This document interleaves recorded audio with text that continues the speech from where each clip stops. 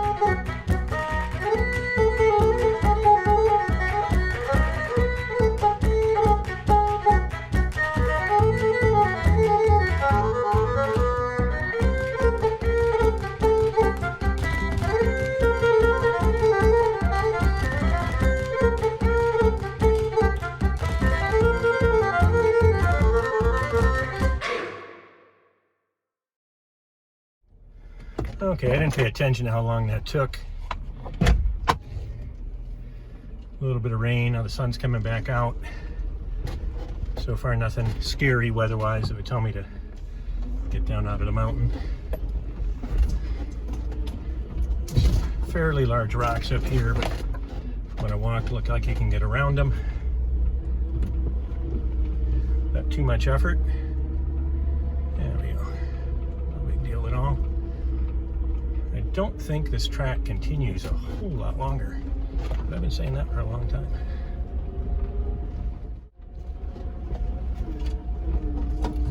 Really leave a whole lot of room there. Okay, here I gotta go right.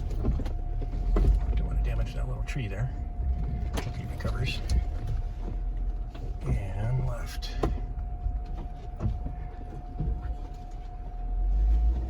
Go out and fix that little tree I just pushed over.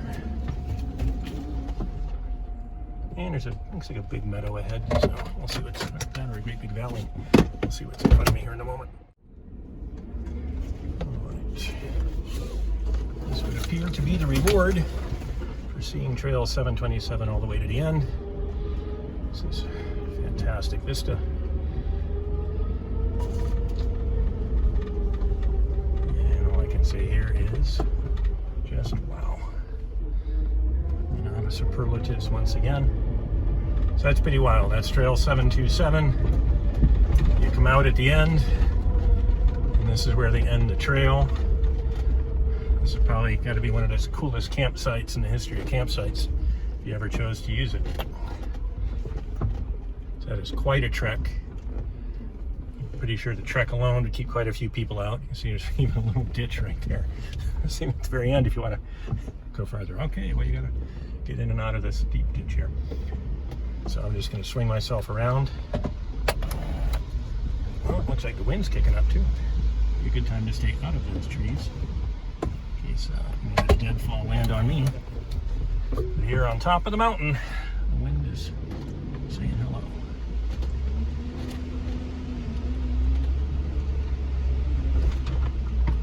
So you can kind of look out and see what I'm talking about.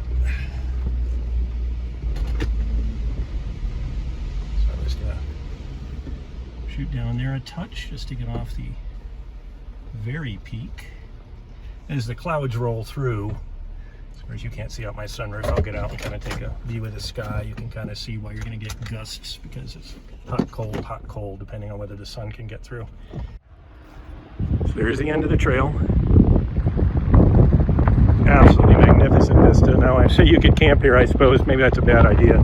Maybe right down into the slightly sheltered area right there. To watch out for the trees just leeward of this peak. So imagine that would be pretty exciting in a canvas tent. So that is just fantastic. And again, there's okay, so now I'm coming back up on the log structures there. You can kind of see the shiny metal through the trees. I'm very happy to drive a narrow truck, just looking through all these cut logs.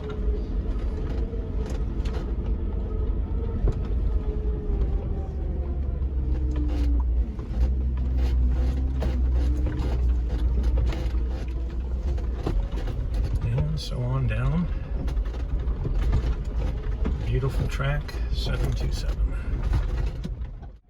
Okay, so here again, that's where track 727, I thought it was a motorcycle trail, but apparently that's just a hiking trail. So again, off to the right there, that's where that splits off. I'll back up slightly. You can kind of see the sign in the camera there. Yeah, there we go. And now you can see the whole thing. Okay, so that the big old rock there, just to make sure you're paying attention. So that is the non-motorized little side track that goes along this Forest Service road.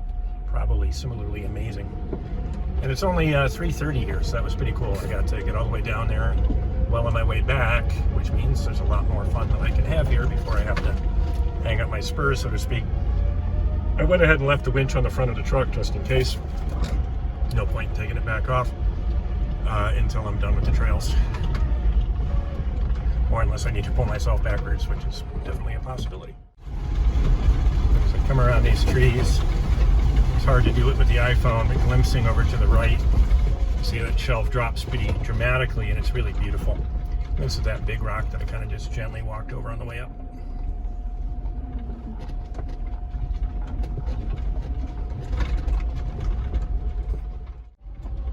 Now we're back at the intersection where I started. Again, that was, I think, coming off 3350, and I drove up 727. I have to reconsult the map to decide whether to continue 3350 or head back down. I believe this is actually the end of 3350. I'm gonna look at the map, see what's up that hill. And that might be the end of this particular track. We'll head back down and find the next one. First, let's climb this hill and see what's up there. Looks pretty cool. Again, cameras never do justice. Big wide angle lens, you can't see. I'll try to read out the inclinometer. I'm already at over 10 degrees. And there's 15. It's another nice thing about a crawl ratio is there's absolutely no slip of the tires whatsoever.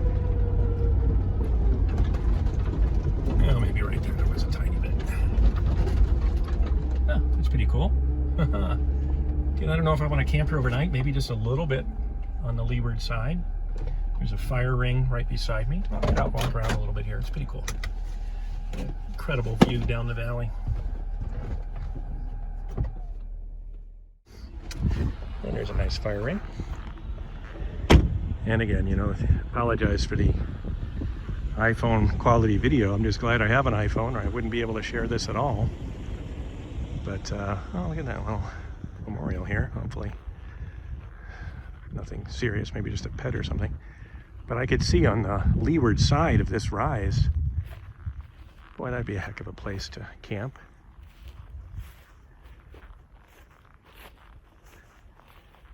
Yeah, I got a fence line right there. Yeah, I'm not sure what's marked here. Looks like some sort of a memorial. Hopefully nobody lost their life up here. Hopefully it's just a place to bury your pet or something. But I don't know. Maybe I'll find out later.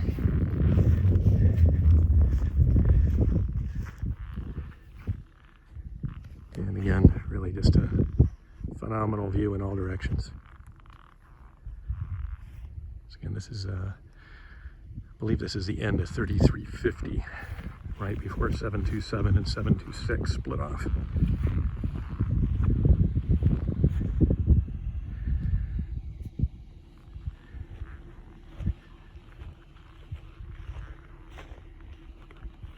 And that's the little track I just came up. I look kind of funny through the dashboard when I go down.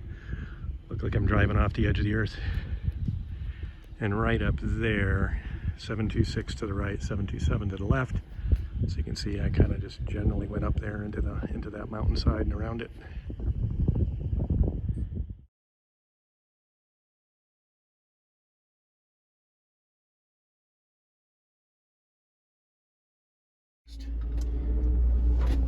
Make sure I enter this track nice and square, because it is a pretty significant initial drop. So I'm gonna pull up, back up, and then roll on down.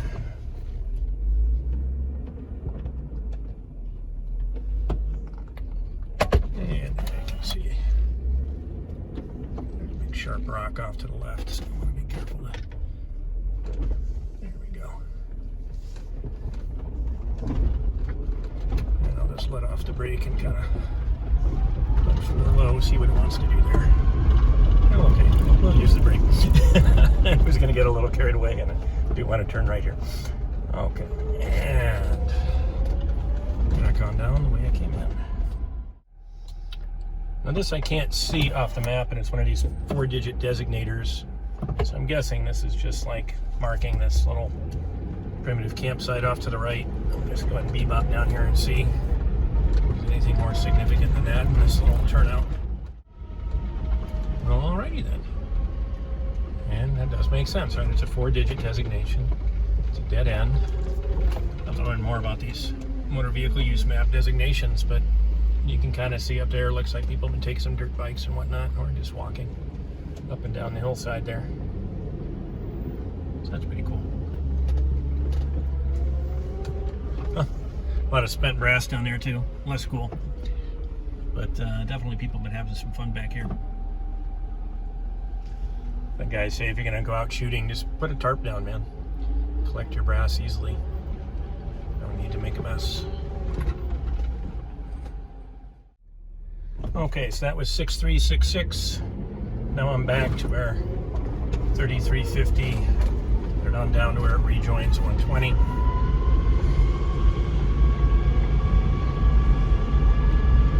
See another dispersed camping site right there, right off by the bridge.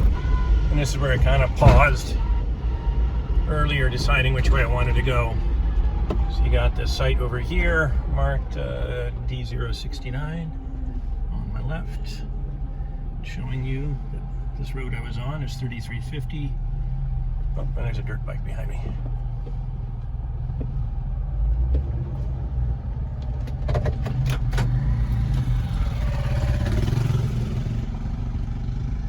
Just waving those guys on. Those are the first dirt bikes I have encountered on the entire trip. So again, that was 3350 I was driving down. This has a little designator on it, 3350A. I think that's just indicating campsite A. But let's find out. A little bit of an offshoot here. Oh, yeah. One of the rules of overlanding. That's what it is, and there's a family probably back there with the RV, so I don't want to invade their space. So I'll back up and get out of here. Alright, coming out of 4 low, I'm just going to go and unlock 4 high here. I believe now I am back on 120.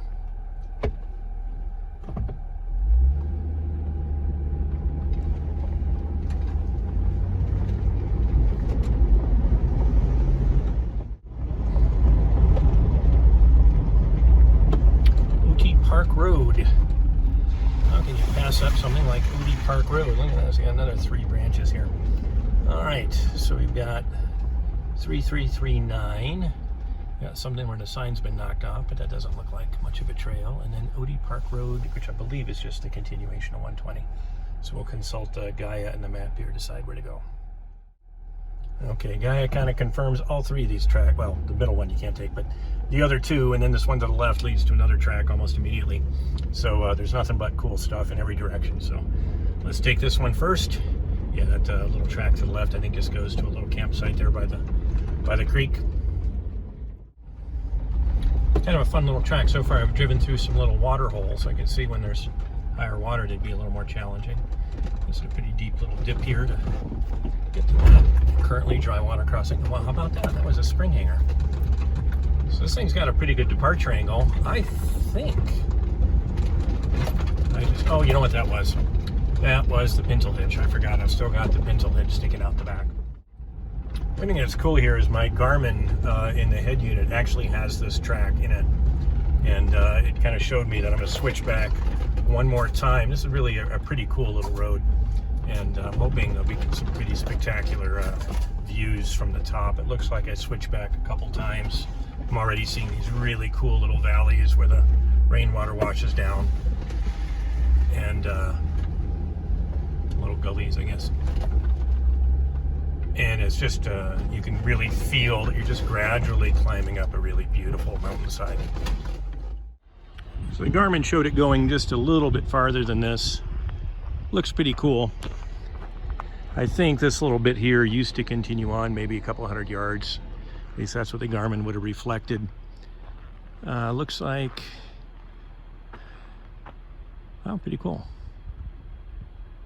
If I'm reading that correctly, you cannot take your ATV, but it sure looks like you can take your dirt bike. That looks like a pretty cool trail. And so again, this is the end of those switchback roads, and as I'd hoped, there's a really terrific vista here at the top, as well as a cool motorcycle trail. Okay, and glad I've got Gaia tracking this, because I'm gonna have trouble editing these videos, remembering which amazing track was which. So this was the one off to the right. There's still the one off to the left, which itself splits. So more amazingness on the way. And this one has a name, Gold Run Road, 3302, and then there's that's the one that splits to the left here. And here is where I made the fateful decision to explore Gold Run Road. It's a beautiful track, and unfortunately there's not enough room on this video. It's already pretty long to show everything that happened there. Suffice to say, I do not like backing down shelf roads, nor do I like turning around on shelf roads, and that's exactly the situation I got myself into on Gold Run Road.